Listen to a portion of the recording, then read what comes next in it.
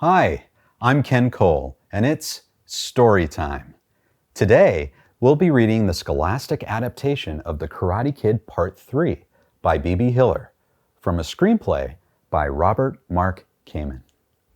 Be sure to subscribe and like, and let me know what your favorite parts of Karate Kid 3 are in the comments. So let's dive right in and find the good parts. Let's see. Okay, so here's a scene where Daniel and Mr. Miyagi are in their new bonsai shop called Mr. Miyagi's Little Trees. Here's Daniel. I hope you don't mind, Daniel began nervously. I opened the letter from the tournament.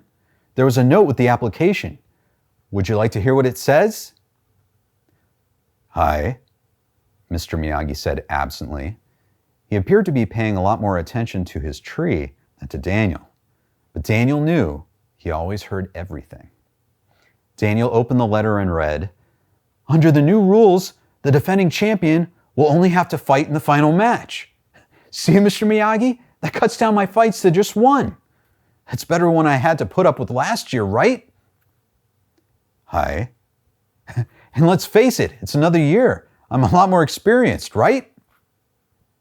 Hi. So I should seriously reconsider this and sign up, right? Wrong. Should seriously reconsider getting new pots for bonsai. Mr. Miyagi pointed to the pottery shop across the street. Daniel had to admit, Mr. Miyagi certainly knew how to close a discussion, but he wasn't quite ready to give up yet. You know, I don't see what the big deal is, Daniel said. Daniel-san, Mr. Miyagi said patiently. Karate used to defend honor, defend life, means something. Karate used to defend plastic and metal trophy, it mean nothing. Now, go find good pots. Oh boy, looks like there might be a little bit of a tension over this tournament thing.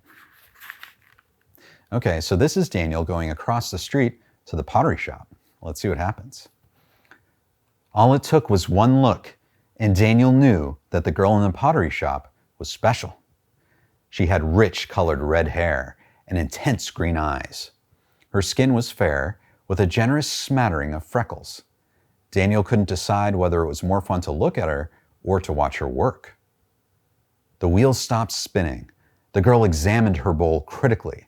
Satisfied with what she saw, she looked up at Daniel for the first time. Thanks for waiting.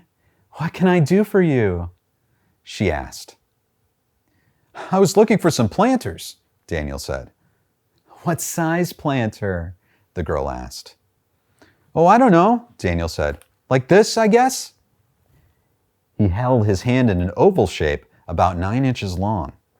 For bonsai trees. I'm from the shop across the street. I love bonsai, she continued. They're so perfect. You should come over and take a look when we move our trees in, and you can meet my partner. I haven't even met you yet, she reminded him. Oh, Daniel LaRusso. She smiled. Jessica Andrews, she said. Is that you? He asked, pointing to a torn photograph. Yep. I was climbing the mountain looking for clay for the pots. Want to come sometime? The thought of relying on a rope, even a thick one, for his life made Daniel feel a little sick. The thought of spending time with Jessica made him feel a lot better. Oh, I'm sensing a little romantic connection between these two. Let's see what happens. Okay, so now Daniel and Mr. Miyagi are training in Mr. Miyagi's backyard. Mr. Miyagi began the familiar opening moves of the kata. Daniel did as his sensei did. Now, feet together, hand in front. Excuse me, Mr. Miyagi? A voice called from the gate to the garden. Daniel and Mr. Miyagi stopped their exercise and turned to see their visitor. He was about 40 years old. There was a sadness in his face and his bearing. He walked slowly and carefully, as if he were embarrassed to be there. My name is Terry Silver, he said, startling both Daniel and Mr. Miyagi. My karate master is Kim Sung-young of South Korea. John Kreese was our school's #1 student. In fact, I loaned him money so he could start his own school here in California. Word reached us in Korea only 2 months ago about what happened at last year's tournament. My teacher sends his apologies for John Kreese's dishonorable actions. Silver bowed to Mr. Miyagi and then to Daniel. Accept apology, Mr. Miyagi said simply. I wanted to help John regain his balance, Silver said. Hope you will be successful, Mr. Miyagi wished him graciously. Unfortunately, I will not be. I buried John last week. He's dead? Daniel asked in surprise. What happened? His doctor told me it was cardiac arrest, but I knew John better than anyone. He saved my life in Vietnam. Karate was his life. After he lost his students, his heart broke. That's what he really died of. Man goes off to war, comes back home. 5 years, 10 years, he's fine. And then something happens. You had to have been there to know what I mean. Have been. Do know, Mr. Miyagi said simply. But Daniel knew it wasn't as simple as that. Okay, so Daniel and Jessica are hanging out at Mr. Miyagi's Little Trees after hours. The door chime sounded abruptly, breaking the moment. Daniel saw with dismay that the 2 bullies who wanted him to enter the tournament were back. What stinks in here? The younger man said. Yeah, smells like something died, the older thug said. Must be the smell of a yellow streak, the younger one said. All right, now get out, Daniel said. We're closed. The pair ignored Daniel. They sashayed through the shop, handling tools and running their fingers across the new cabinets. They left long smears on the wood. What is this, a mix? The young guy asked, sticking his finger in the macaroni and cheese and tasting it. Enough's enough, Daniel said. Get out. Sign the application yet? The challenger said. Look, I told you, I'm not fighting. Not you or anyone else. Now take your friend and get out. Mistake #1, pal, he said. You are fighting me. The name's Mike Barnes, soon to be followed by the word champion. Without any apparent thought, Mike spun toward Jessica and kicked her in the ribs. She doubled over and backed off behind a counter for protection. Daniel attacked in earnest. He charged with a fierce punch. Mike blocked it. Good punch, Mike sneered, but not good enough. Man, oh geez. Looks like things are getting worse for Daniel all the time. Uh-oh. Looks like Daniel's in trouble with Mike Barnes again. Then Mike stepped forward and put one of his feet on Daniel's throat, blocking his windpipe. Daniel struggled against Mike, but it wasn't working. How did you get into that tournament last year, much less win it? I'm on to you, buddy boy. There's no technique you've got that I can't counter. None. Daniel had the awful feeling he was right. He had the worst feeling that unless Mike released him, he might not even make it to the tournament. Then another visitor arrived in Mr. Miyagi's garden. It was Terry Silver. Beat it, punk, Silver ordered. Make me, Mike challenged him, releasing Daniel. Terry Silver made short work of Mike. He blocked his punches and then defeated him with a sweep that sent him crashing to the deck. Now get up and get out. Mike stumbled to his feet and practically ran to the gate. He was gone before Daniel stood up. You okay? Silver asked. Daniel rubbed his throat and checked himself. Yeah, thanks to you. Don't mention it, Silver said. Look, I brought you the book. He handed it to Daniel, and I also gave you an impromptu lesson on how effective sweeps can be. And that was impressive, Daniel told him. It really worked. That was a nasty character. Who is he? Silver asked. Daniel explained the situation. He's going to be tough, Silver said. Have you got someone to practice with? No, Daniel told him. Look, everybody needs a teacher, Daniel. I'm opening the Cobra Kai dojo again. It's time to set things straight. Anytime you need someone to train with, I'm there for you. No strings attached. I mean it. I don't know if I trust this Terry Silver guy. Okay, so Daniel's been training with Terry Silver. All right, and they're using this Quicksilver method, and there are 3 rules. And now they're on rule number 3. Okay, this is Terry Silver. Rule number 3, a man can't see, he can't fight.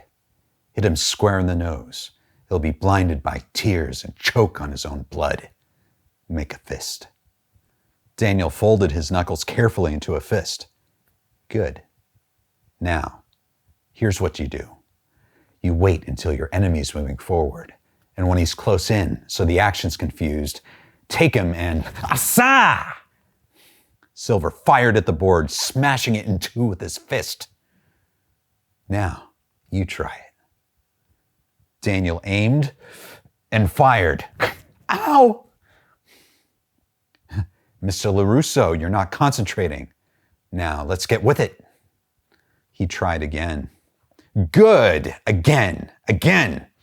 Silver encouraged him. See it now. This is not a bunch of sticks and pipes. This is a living, breathing machine that wants to kill you, wants to humiliate you. And are you going to let that happen? No, sir. I can't hear you.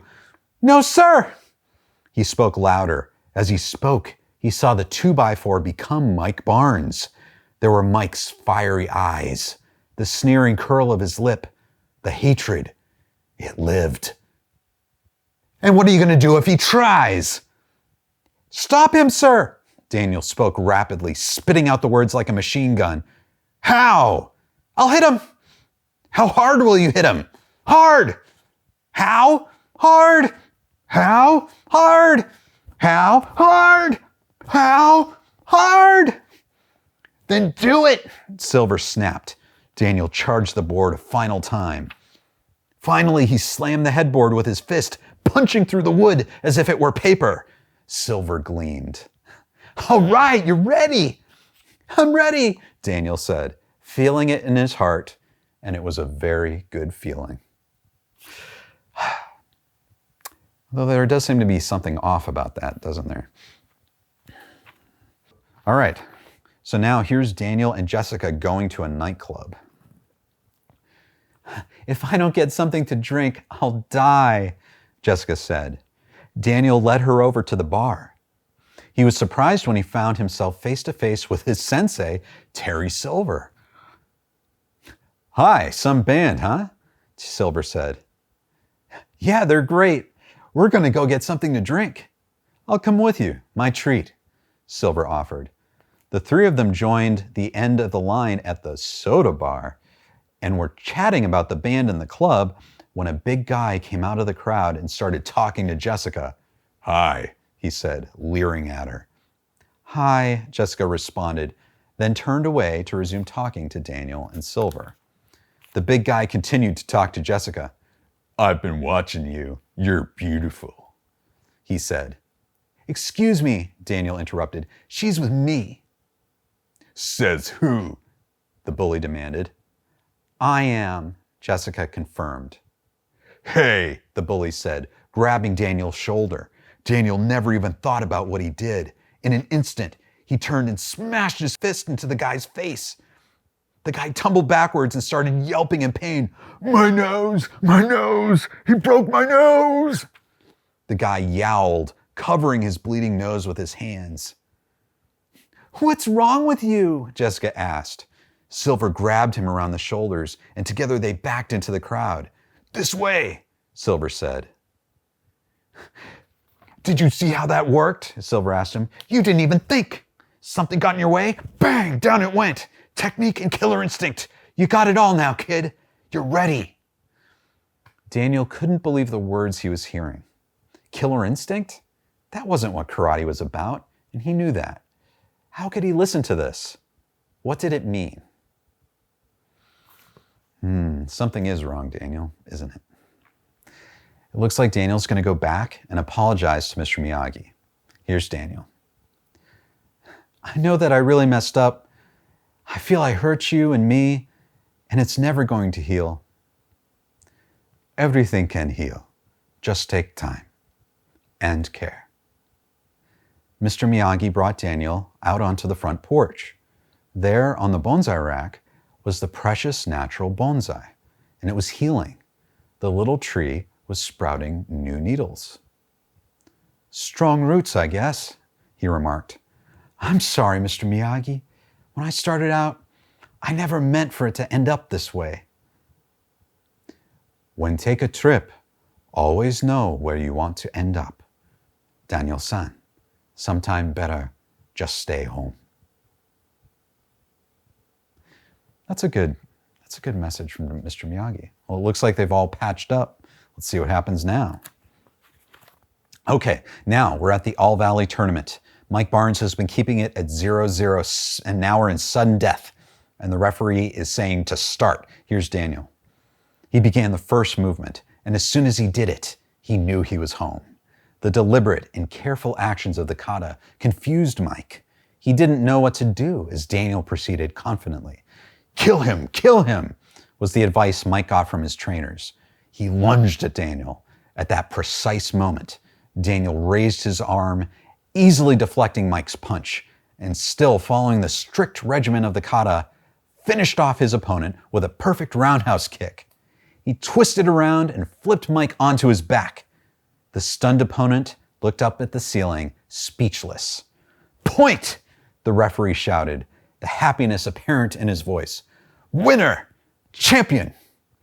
He lifted Daniel's hand in victory, and the crowd, if possible, began cheering even louder. Daniel's eyes met Mr. Miyagi's. Mr. Miyagi bowed to Daniel. Daniel bowed back at him. Then he hugged Mr. Miyagi, his sensei, his partner, and best of all, his friend. Daniel's victory was sweet, but their accomplishment was much greater than that.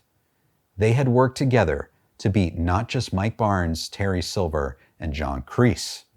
Surely, once and for all, they'd beaten Cobra Kai, the way of the fist. Wow, what a great ending. Not only did they beat Terry Silver, John Kreese, and Mike Barnes, but they beat Cobra Kai. Once and for all. That's too bad. Hate to see Cobra Kai go. Maybe someday they'll follow up with these characters and we'll see what they're up to. Anyway, thank you for watching. And please let me know what your favorite part of Karate Kid 3 is in the comments. And please like and subscribe. Let me know your thoughts. And I look forward to seeing you next time.